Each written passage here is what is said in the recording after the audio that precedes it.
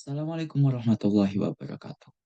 Hai, nama saya Muhammad Rizky Wijanarko dengan NPM 23110180. Hari ini saya akan mempresentasikan tentang proses pengolahan kata pada teknologi informasi. Saya harap teman-teman sekalian dapat dengan mudah memahami apa yang akan saya paparkan berikut ini. Mari kita mulai saja.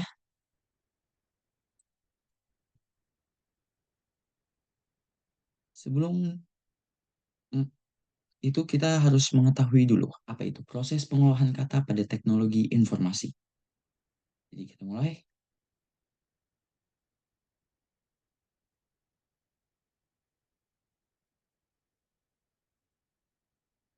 Pengertian dari pengolahan kata adalah pengolahan kata pengolahan kata mengacu pada manipulasi data teks yang tidak terstruktur untuk mengekstrak informasi yang berguna.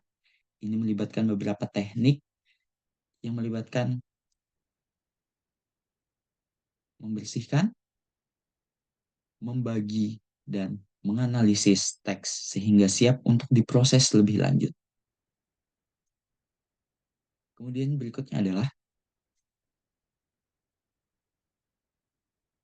jenis-jenis pengolahan kata. Setelah kita mengetahui apa pengertian dari pengolahan kata tadi, kita harus mengetahui jenis-jenis teknik atau teknologi pengolahan kata yang sering kita gunakan pada kehidupan sehari-hari.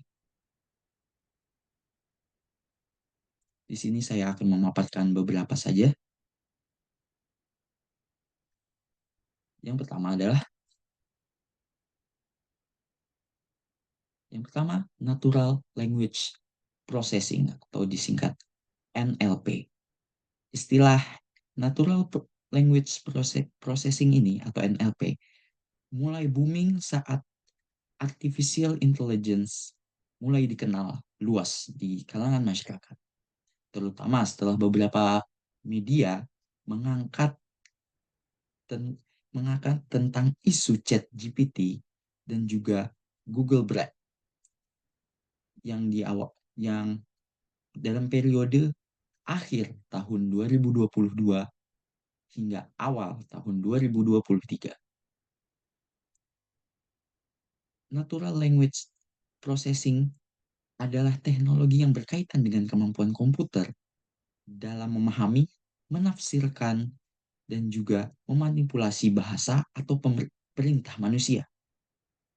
Teknologi ini yang membuat komputer mampu mengerti bahasa dalam bentuk teks maupun pesan suara. Ini juga berguna dalam halnya AI, di mana kita mengetikkan kata atau memasukkan kata lalu dibaca sehingga dapat diproses dan juga dilanjutkan dengan output oleh komputer. Yang berikutnya adalah masih berkaitan dengan natural language processing. Namun ini adalah named entity recognition atau kita singkat NER.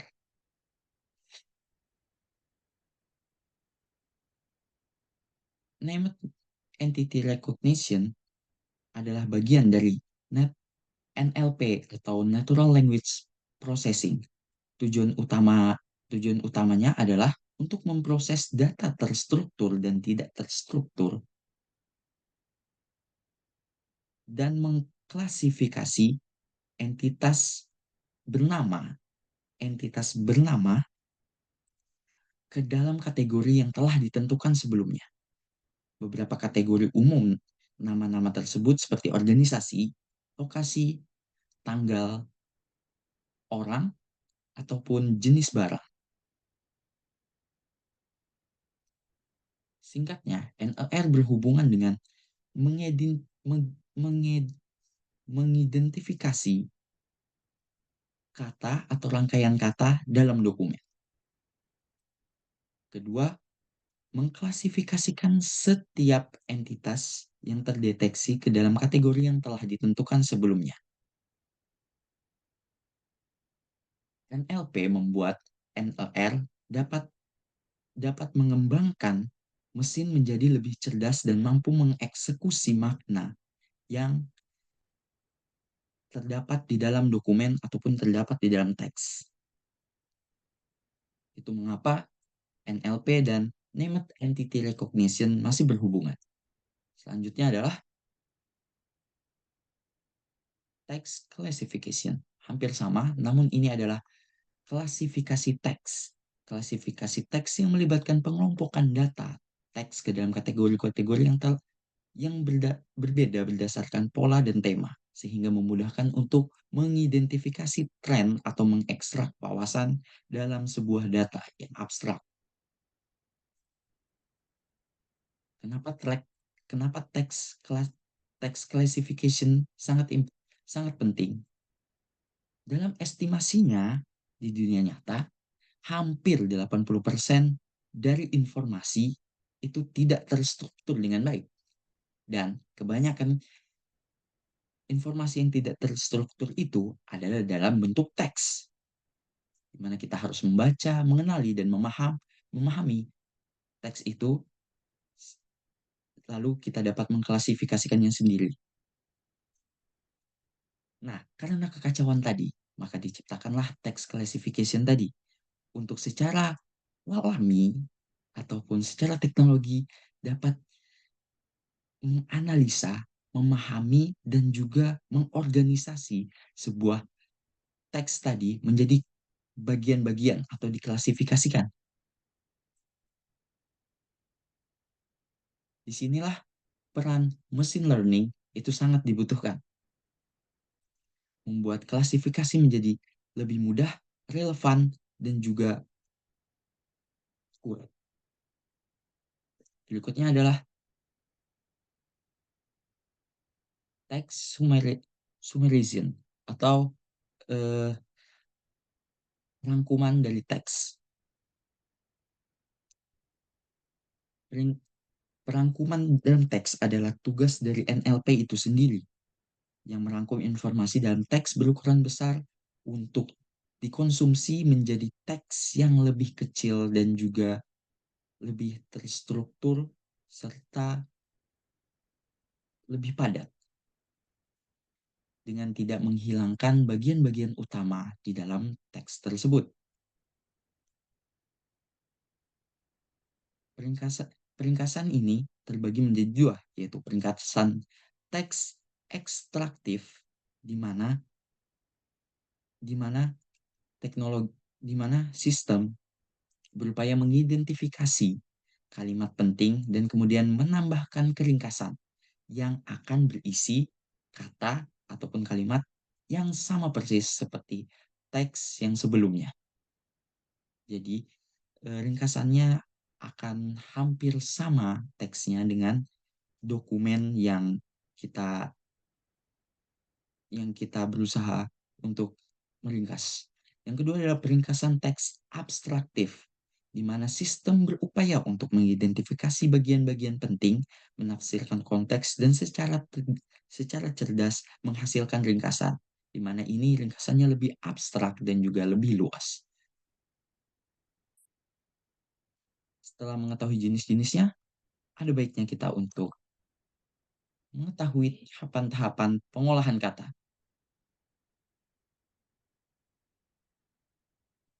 Bagaimana sistem tadi bekerja, disinilah kita akan merak, di sini kita akan membahasnya. Tahapan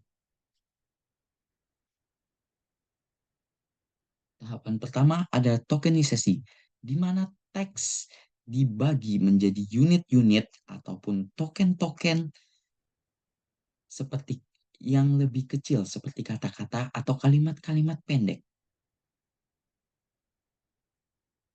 di mana di fase ini pemecahannya akan dipecah secara lebih sederhana agar memudahkan sistem dalam mengenali kata. Yang kedua adalah normalisasi. Normalisasi atau stop word removal.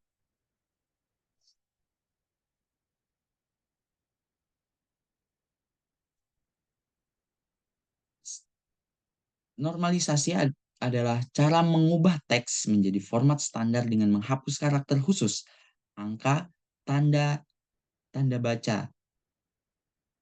Normalisasi juga meliputi stemming dan limitation.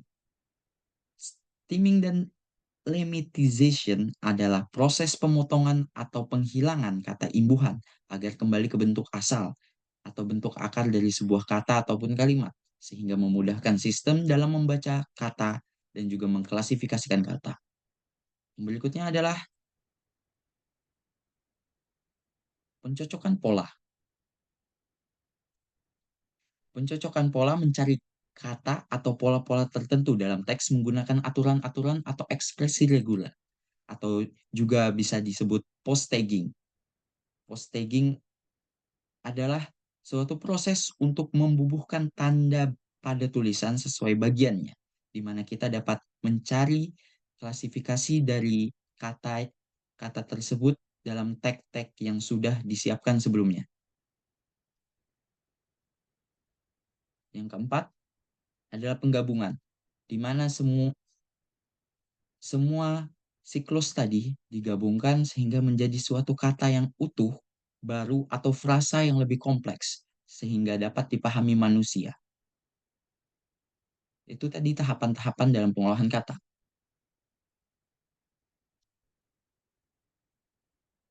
Selanjutnya adalah kemajuan proses pengolahan kata. Tentu saja kita sudah mengetahui bahwa kemajuan proses pengolahan kata tadi akan berlanjut kepada machine learning atau yang kita sebut dengan AI mungkin sekarang ya.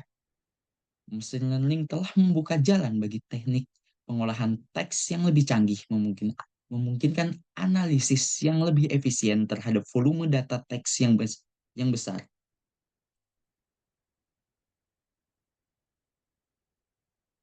Yang kedua adalah neural networks.